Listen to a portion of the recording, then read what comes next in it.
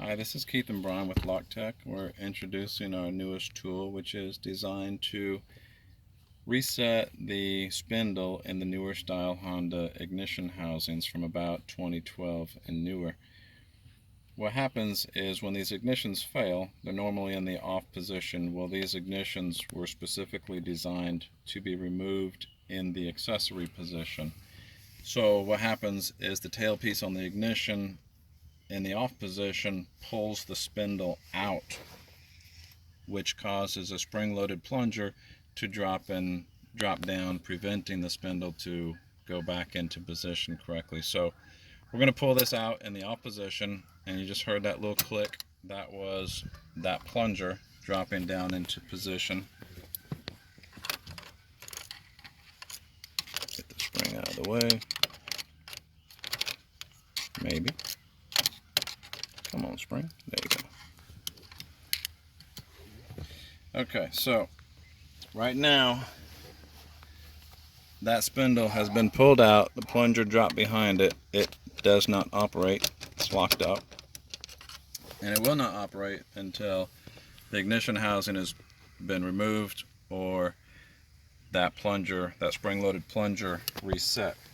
So what our tool does is it allows you to reset, pull that spring-loaded plunger down, and it also pushes the spindle back into place, all in a single motion.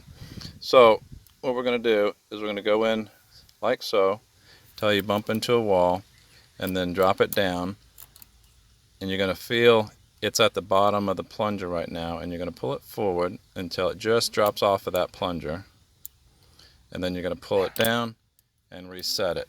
Okay, now that pulled the spring-loaded plunger down, and it also pushed the spindle in, so that now